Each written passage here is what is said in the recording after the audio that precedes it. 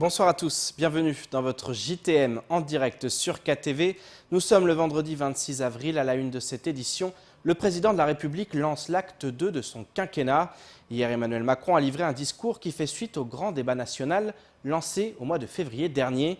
Le chef de l'État a fixé les nouvelles orientations de sa politique tout en affirmant que le cap général serait maintenu.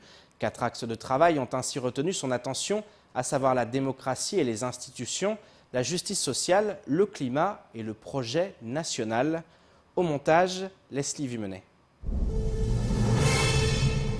Placer l'humain au centre en rebâtissant une nation de citoyens libres dans une Europe plus forte.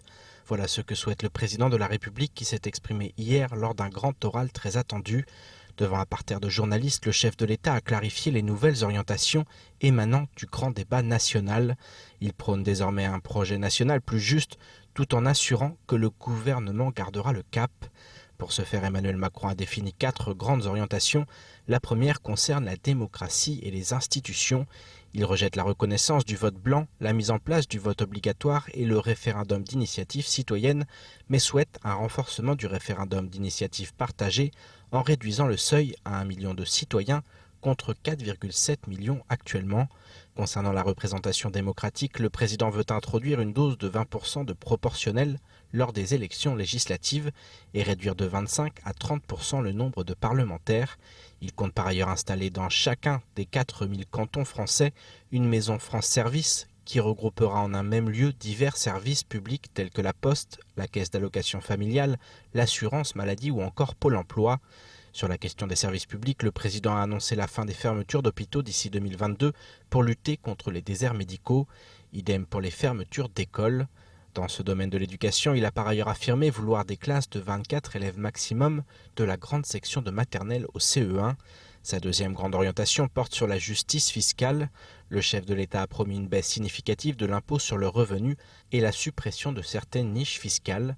Il refuse cependant de revenir en arrière concernant la baisse de l'impôt sur le revenu. En matière de travail et d'emploi, Emmanuel Macron souhaite que les Français travaillent davantage pour financer les baisses d'impôts. Il a annoncé vouloir créer un pacte productif qui vise à l'horizon 2025 le plein emploi, sans remettre en cause son objectif des 7% de chômage pour 2022. En matière de retraite, il a annoncé que le gouvernement allait notamment relever le niveau du montant plancher des pensions de retraite pour le porter à 1 000 € contre 637 € aujourd'hui pour une carrière complète. Le troisième axe de l'acte 2 de son quinquennat porte sur le climat. Le président vise la création d'ici 2025 d'un conseil de participation citoyenne composé de 150 personnes tirées au sort. Son dernier cheval de bataille n'est autre que le projet national français. À ce sujet, Emmanuel Macron souhaite une refondation profonde de notre politique migratoire. Il a ouvert la porte à un espace Schengen avec moins d'États en suggérant l'expulsion des pays européens qui ne souhaitent pas se plier à une politique d'immigration et d'asile commune. Durant plus d'une heure, Emmanuel Macron a donc lancé la deuxième partie de son quinquennat, un second acte qui le contraint à annuler sa visite prévue à Mayotte en juin prochain. Son voyage est reporté au mois de septembre. Et au lendemain du passage du cyclone Kenneth, la vie a repris son cours sur le département. À quelques kilomètres de là, on ne peut pas en dire autant. En effet, les Comores et notamment la Grande Comore sont toujours à l'heure du bilan. Les dégâts matériels sont considérables. Quant au bilan humain, il reste très incertain. Ce matin, notre correspondant aux Comores a accepté de nous faire le point sur la situation. Je vous propose d'écouter Salim lors de la matinale de Kwezi. Bon, matériel, là, on n'a pas vraiment de bilan, mais corporel, il n'y a que des blessés. Il y a eu des rumeurs qu'il y avait un mort, mais jusqu'à maintenant, on n'a pas toujours eu cette information. Donc, c'est plutôt des dégâts matériels qui a affecté à peu près 90% de l'île carrément, quoi. D'accord. Alors c'est vrai que sur RFI et ailleurs, on annonce 3 morts et 2 disparus. Vous n'avez pas eu cette information du côté des Comores pour l'instant ?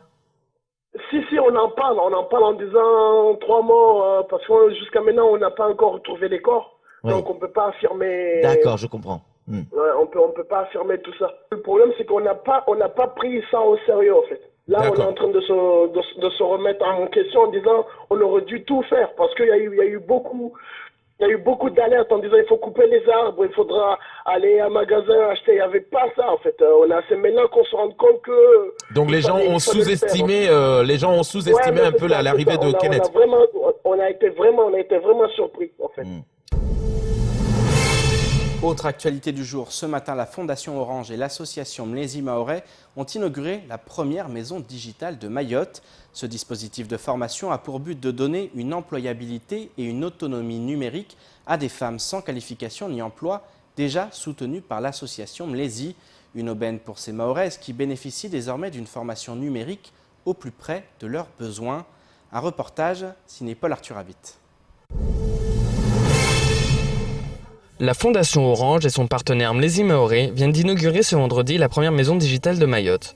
Ce dispositif de formation, créé et financé par la Fondation Orange, vise à donner une employabilité et une autonomie à 23 femmes sans qualification et sans emploi, déjà aidées par l'association Mlezi Mahorais. Cette formation s'étale sur une durée de 6 semaines, à raison d'une matinée par semaine, et forme ces femmes mahoraises à l'usage des ordinateurs et d'Internet. Les premières semaines, c'est la découverte de l'univers d'un PC, d'un ordinateur ou d'une tablette, la création très vite d'une adresse mail, l'insertion d'une photo, l'envoi d'une image, l'ouverture d'une pièce jointe, etc. Et ensuite, on va sur les sites comme Pôle emploi, comme la préfecture, comme le conseil départemental ou EDM, pour montrer toutes les démarches qu'on peut faire en ligne et qui leur facilite la vie. Un apprentissage d'Internet permettant à ces femmes de se familiariser avec les moyens de communication modernes. Un avantage aussi au point de vue de l'emploi. À la fin des sessions, on est sur la création d'un curriculum vitae. Ce qui est intéressant aussi parce que ça retrace l'ensemble de leurs compétences et c'est pas parce qu'on n'a pas fait de longues études ou qu'on n'a pas de diplôme qu'elles n'ont pas des compétences et des qualités et un savoir-faire à valoriser. Et donc le fait de construire ce CV permet aussi de travailler sur leur identité et l'estime de soi, etc. Une formation qui permet à ces femmes de remettre les pieds dans la vie active. Une vie active qui passe essentiellement aujourd'hui par l'accès à Internet, que ce soit pour la recherche d'emploi ou pour planifier des rendez-vous. C'est cet accès au numérique que veut développer la Fondation Orange. La Fondation Orange a pour mission de développer l'accès au numérique, l'usage du numérique par les femmes et par les femmes les plus défavorisées. Et c'est vraiment le programme de la maison digitale, c'est de donner les moyens à des femmes de milieux défavorisés d'accéder au numérique, de le maîtriser et ensuite de l'utiliser pour potentiellement une réinsertion professionnelle ou pour utiliser dans leur quotidien, toutes les formalités qu'elles peuvent avoir à rencontrer. Cette maison digitale rejoint donc les 250 maisons digitales ouvertes dans 20 pays du monde par la Fondation Orange. Parlons reptiles dans votre 19h. Ce matin, nous recevions sur notre plateau Françoise Sercollet, herpétologue au Muséum national d'histoire naturelle. Cette dernière vient de publier un ouvrage intitulé « 50 fausses idées sur les serpents ». Elle est actuellement à Mayotte pour étudier les 3 espèces présentes sur l'île, des espèces menacées en raison du désamour pour cet animal à l'origine de bien des mythes. Le point dans ce sujet, signé Jaïdi Maoulida et Leslie Vimenet. Non, il ne faut pas avoir peur des serpents. Le reptile suscite la crainte dans l'imaginaire collectif. Une vision cependant faussée de l'animal à laquelle l'herpétologue Françoise Sercollet veut tordre le cou. Les serpents ne sont pas des mangeurs d'hommes, déjà premièrement. Ça, on ne fait pas partie de l'alimentation des serpents. Ça, c'est une bonne chose. Oui, c'est une bonne chose, ouais. je suis d'accord. Déjà, on a une posture debout, donc c'est pas évident, pour un serpent d'avaler quelqu'un debout. Il faut déjà lui l'attraper, le tuer, etc. pour pouvoir l'avaler. Encore moins à Mayotte où le serpent, le plus grand serpent, il fait même 10 mètres. La spécialiste est présente sur notre territoire pour découvrir l'herpétofaune mahoraise, méconnue mais d'une grande richesse. On a de la chance ici d'avoir une espèce, par exemple, que vous avez sur les écrans derrière vous, qui est la couleuvre de Mayotte, donc qu'on ne trouve que à Mayotte. Il faut quand même ne pas oublier que elle est considérée par l'UICN, donc l'Union internationale de la conservation de la nature, comme une espèce en danger critique, donc d'extinction. Un reptile en danger à raison des agissements du plus grand prédateur des espèces, l'être humain. Généralement, quand une espèce disparaît, c'est lié à la destruction des habitats. Ouais. Donc soit la destruction de l'habitat, donc si on déforeste, etc., si on fragmente les habitats. Après, il y a aussi toutes les saletés que l'on balance dans la nature, comme les pesticides, les insecticides, etc. C'est-à-dire une atteinte à la chaîne trophique, donc à la chaîne alimentaire. Une conférence naturaliste sur le sujet est programmée le jeudi 2 avril à 18h au sein du restaurant La Croisette. Par ailleurs, 50 fausses idées sur les serpents, le livre de Françoise Sercollet, est d'ores et déjà disponible en commande sur Internet. Les remerciements du préfet, le nouveau rapport de l'IEDOM ou encore le recours au chômage partiel suite au passage de Kenneth. Voilà ce qu'il faut retenir du reste de l'actualité locale. Place aux brèves de ce vendredi 26 avril. Le préfet de Mayotte délégué du gouvernement Dominique Sorin a souhaité remercier l'ensemble des services de l'État, les équipes de secours, les collectivités et leurs agents pour leur mobilisation exemplaire lors du passage du cyclone tropical Kenneth. Selon la préfecture, en déclenchant leurs plans communaux de sauvegarde, les communes ont démontré leur capacité d'organisation ainsi que l'appropriation de la culture risque. La réactivité de la chaîne de commandement a permis d'apporter des réponses opérationnelles sur le terrain et d'anticiper les différentes interventions auprès de la population. Dominique Sorin remercie également les Mahoraises et Mahorais qui ont su garder leur sang-froid et respecter les consignes de sécurité émises par les autorités. En effet, le bilan aurait pu être beaucoup plus lourd si chacun n'avait pas respecté les consignes. Cet exercice grandeur nature aura eu le mérite de prouver que Mayotte est prête face à ce type de catastrophe. Et suite au passage du cyclone, certaines entreprises ont été contraintes à une interruption temporaire totale ou partielle de leur activité.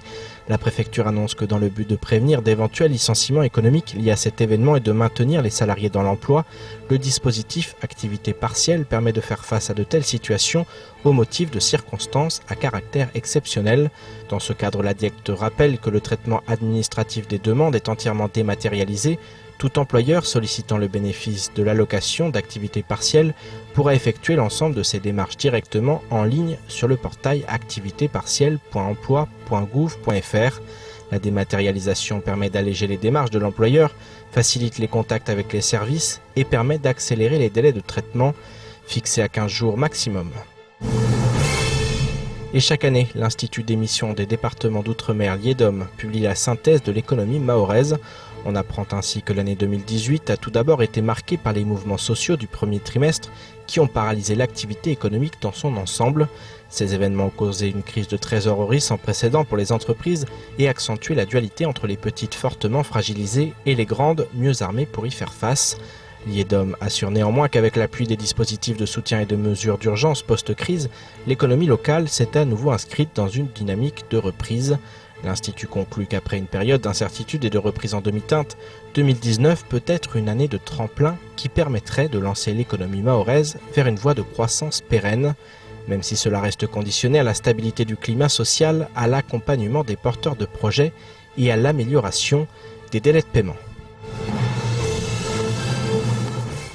On termine avec un mot de culture. La célèbre metteuse en scène et créatrice du Théâtre du Soleil, Ariane Nouchkine, est actuellement en visite à Mayotte. Il y a 2 ans, l'artiste décidait en effet de dispenser un stage à Mayotte auprès de 120 candidats dans le cadre de son projet d'école nomade. Son objectif, rendre le théâtre accessible à tous. Le stage en question se tiendra cet été.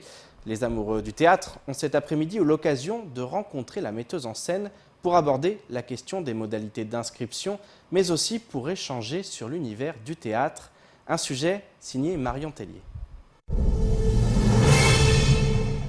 En 2017, des étudiants de l'université de Dembéni en séjour à Paris font une rencontre pour le moins singulière.